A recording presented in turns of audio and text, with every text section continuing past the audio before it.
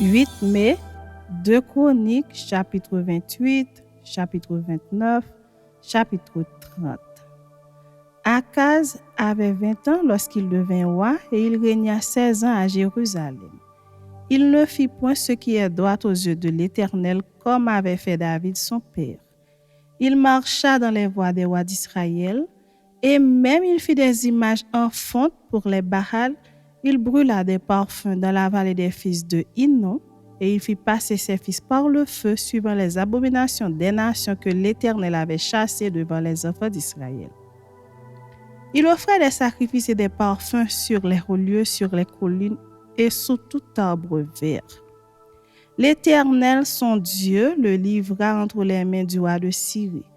Et les Syriens le battirent et lui firent un grand nombre de prisonniers qu'ils emmenèrent à Damas. Il fut aussi livré entre les mains du roi d'Israël qui lui fit éprouver une grande défaite. Pécache, fils de Rémalia, tua dans un seul jour en Juda 120 000 hommes, tous vaillants, parce qu'ils avaient abandonné l'Éternel, le Dieu de leur père. Zikri, guerrier d'Éphraïm, tua Maazéja, fils du roi Azrikam, chef de la maison royale, et Elkana, le second après le roi. Les enfants d'Israël firent parmi leurs frères 200 000 prisonniers, femmes, fils et filles, et ils leur prirent beaucoup de butin qu'ils emmenèrent à Samarie. Il y avait là un prophète de l'Éternel nommé Oded. Il alla au-devant de l'armée qui revenait à Samarie et il leur dit: « C'est dans sa colère contre Juda que l'Éternel, le Dieu de vos pères, les a livrés entre vos mains, et vous les avez tués avec une fureur qui est montée jusqu'aux cieux. Et vous pensez maintenant faire des enfants de Juda et de Jérusalem vos serviteurs et vos servantes, mais vous, n'êtes-vous pas coupables envers l'Éternel votre Dieu? Écoutez-moi donc et renvoyez ces captifs que vous avez faits parmi vos frères, car la colère ardente de l'Éternel est sur vous. » Quelques-uns d'entre les chefs des fils d'Éphraïm, Azaria, fils de Jochanan, Bérekia, fils de Meshilémoth, Ézéchias, fils de Shallum, et Amasa, fils de Adlaï, s'élevèrent contre ceux qui revenaient de l'armée et leur dirent: « Vous ne ferez point entrer ici des captifs, car pour nous rendre coupables envers l'Éternel, vous voulez ajouter à nos péchés et à nos fautes.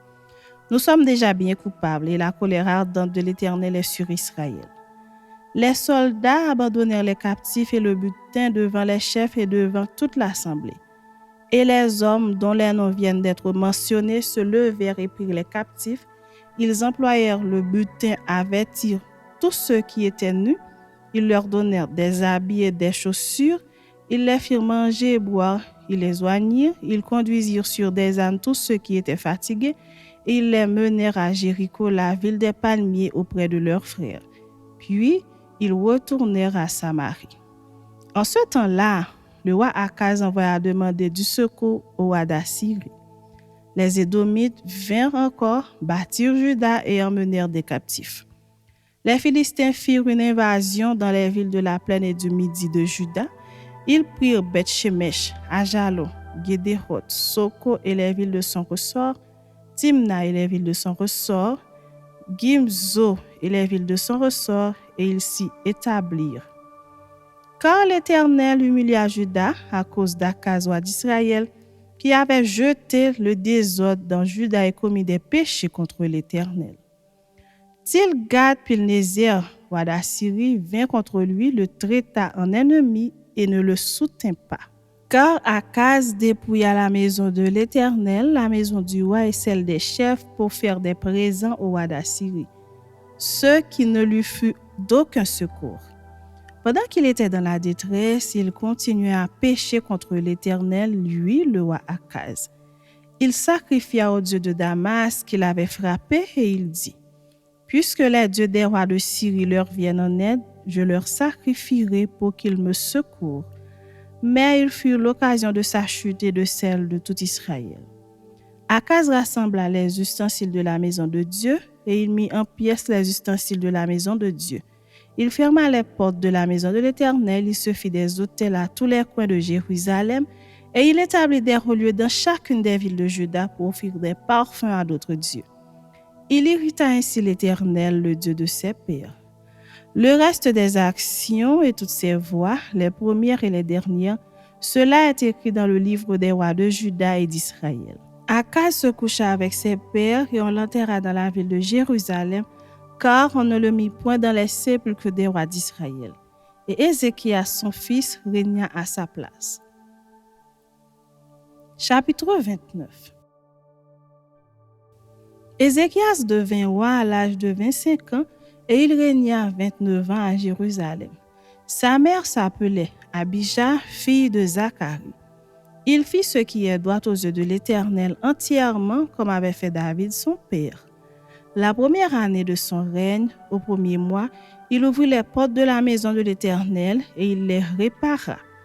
Il fit venir les sacrificateurs et les Lévites qu'il assembla dans la place orientale et il leur dit: « Écoutez-moi, Lévites.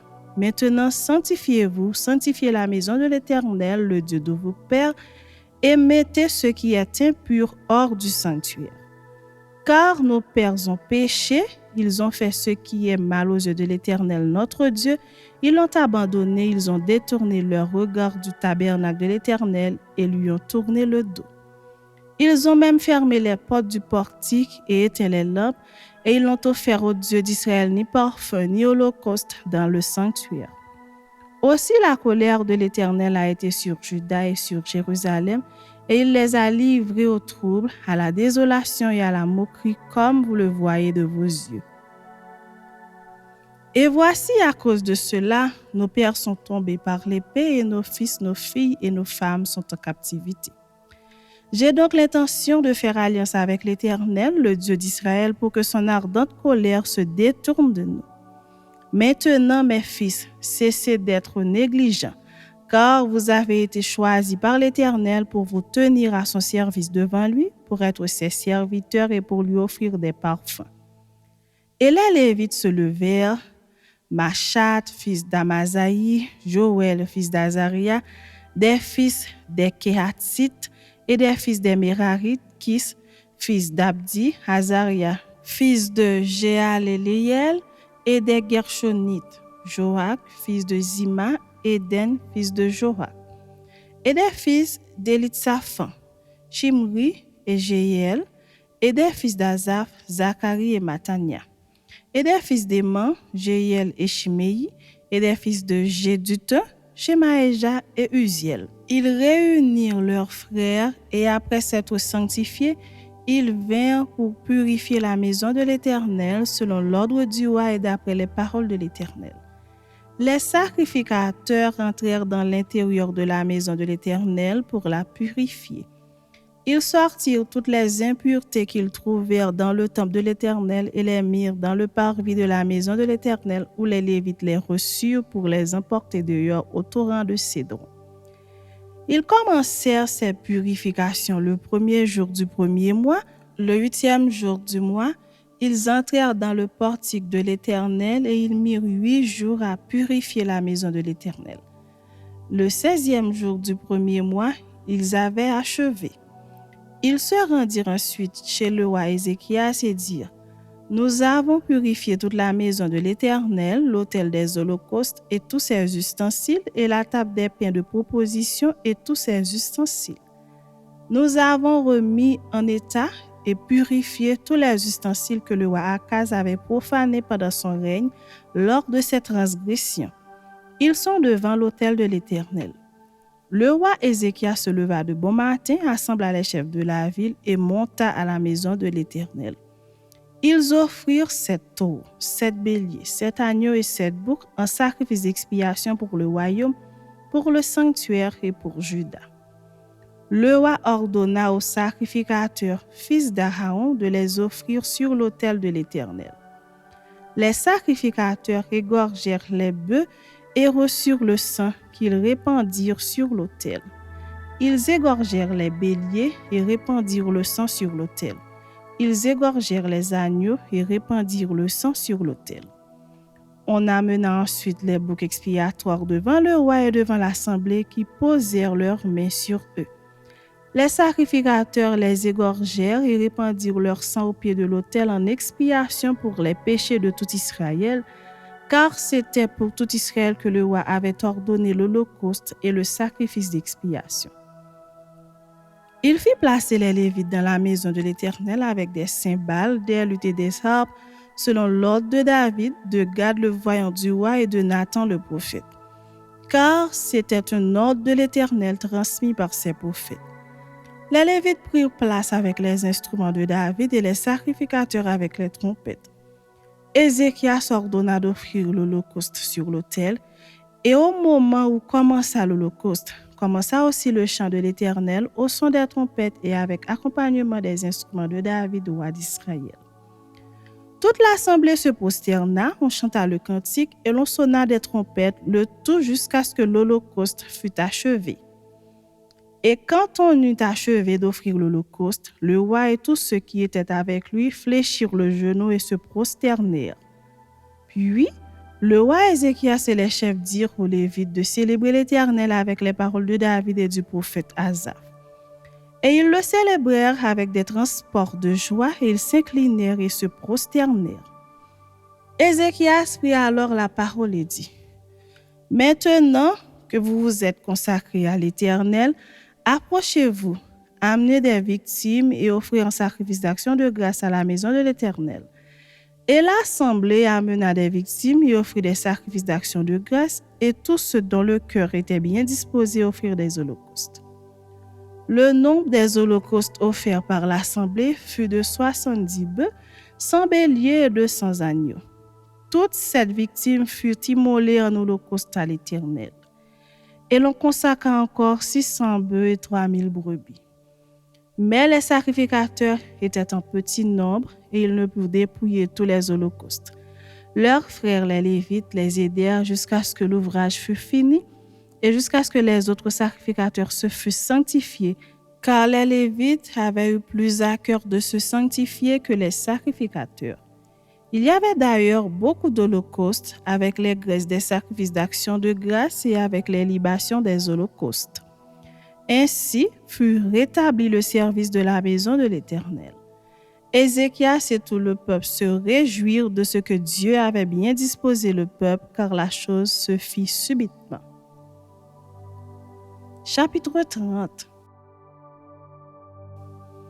Ézéchias envoya des messagers dans tout Israël et Juda, et il écrivit aussi des lettres à Ephraïm et à Manassé pour qu'ils viennent à la maison de l'Éternel à Jérusalem célébrer la Pâque en l'honneur de l'Éternel, le Dieu d'Israël.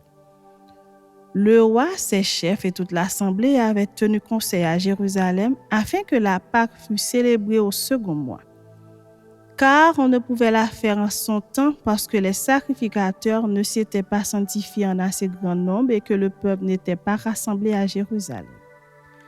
La chose ayant eu l'approbation du roi et de toute l'assemblée, ils décidèrent de faire une publication dans tout Israël, depuis Beersheba jusqu'à Dan, pour que l'on vînt à Jérusalem célébrer la Pâque en l'honneur de l'Éternel, le Dieu d'Israël. Car elle n'était plus célébrée par la multitude comme il est écrit. Les coureurs allèrent avec les lettres du roi et des chefs dans tout Israël et Juda. Et d'après l'ordre du roi, ils dirent : Enfants d'Israël, revenez à l'Éternel, le Dieu d'Abraham, d'Isaac et d'Israël, afin qu'il revienne à vous, reste échappés de la maison des rois d'Assyrie. Ne soyez pas comme vos pères et comme vos frères qui ont péché contre l'Éternel, le Dieu de leur père, et qui l'a livré à la désolation, comme vous le voyez. Ne raidissez donc pas votre cou comme vos pères. Donnez la main à l'Éternel, venez à son sanctuaire qu'il a sanctifié pour toujours et servez l'Éternel, votre Dieu, pour que sa colère ardente se détourne de vous. Si vous revenez à l'Éternel, vos frères et vos fils trouveront miséricorde auprès de ceux qui les ont emmenés captifs, et ils reviendront dans ce pays. Car l'Éternel, votre Dieu, est compatissant et miséricordieux, et il ne détournera pas sa face de vous si vous revenez à lui. Les coureurs allèrent ainsi de ville en ville dans le pays d'Éphraïm et de Manassé et jusqu'à Zabulon. Mais on se riait et l'on se moquait d'eux. Cependant, quelques hommes d'Azer, de Manassé et de Zabulon s'humilièrent et vinrent à Jérusalem. Dans Juda aussi, la main de Dieu se déploya pour leur donner un même cœur et leur faire exécuter l'ordre du roi et des chefs selon la parole de l'Éternel. Un peuple nombreux se réunit à Jérusalem pour célébrer la Pâque des pains sans levain au second mois. Ce fut une immense assemblée. Ils se levèrent et ils firent disparaître les autels sur lesquels on sacrifiait dans Jérusalem et tous ceux sur lesquels on offrait des parfums, et ils les jetèrent dans le torrent de Cédron. Ils immolèrent ensuite la Pâque le 14e jour du second mois. Les sacrificateurs et les Lévites, saisis de confusion, s'étaient sanctifiés et ils offrirent des holocaustes dans la maison de l'Éternel. Ils occupaient leur place ordinaire conformément à la loi de Moïse, homme de Dieu, et les sacrificateurs répandaient le sang qu'ils recevaient de la main des Lévites. Comme il y avait dans l'assemblée beaucoup de gens qui ne s'étaient pas sanctifiés, les Lévites se chargèrent d'immoler les victimes de la Pâque pour tous ceux qui n'étaient pas purs, afin de les consacrer à l'Éternel. Car une grande partie du peuple, beaucoup de ceux d'Éphraïm, de Manassé, d'Issachar et de Zabulon, ne s'étaient pas purifiés et ils mangèrent la Pâque sans se conformer à ce qui est écrit. Mais Ézéchias pria pour eux en disant : « Veuille l'Éternel qui est bon, pardonner à tous ceux qui ont appliqué leur cœur à chercher Dieu, l'Éternel, le Dieu de leur père, quoiqu'ils n'aient pas pratiqué la sainte purification. » L'Éternel exauça Ézéchias et il pardonna au peuple. Ainsi les enfants d'Israël qui se trouvèrent à Jérusalem célébrèrent la fête des pains sans levain pendant 7 jours avec une grande joie. Et chaque jour, les Lévites et les sacrificateurs louaient l'Éternel avec les instruments qui retentissaient en son honneur. Ézéchias parla au cœur de tous les Lévites qui montraient une grande intelligence pour le service de l'Éternel. Ils mangèrent les victimes pendant 7 jours, offrant des sacrifices d'action de grâce et louant l'Éternel, le Dieu de leur père. Toute l'assemblée fut d'avis de célébrer 7 autres jours. Ils célébrèrent joyeusement ces 7 jours. Car Ézéchias, roi de Juda, avait donné à l'assemblée 1000 taureaux et 7000 brebis, et les chefs lui donnèrent 1000 taureaux et 10 000 brebis, et des sacrificateurs en grand nombre s'étaient sanctifiés. Toute l'assemblée de Juda et les sacrificateurs et les Lévites et tout le peuple venu d'Israël et les étrangers venus du pays d'Israël ou établis en Juda se livrèrent à la joie. Il y eut à Jérusalem de grandes réjouissances. Et depuis le temps de Salomon, fils de David, roi d'Israël, rien de semblable n'avait eu lieu dans Jérusalem. Les sacrificateurs et les Lévites se levèrent et bénirent le peuple. Et leur voix fut entendue et leur prière parvint jusqu'aux cieux, jusqu'à la sainte demeure de l'Éternel.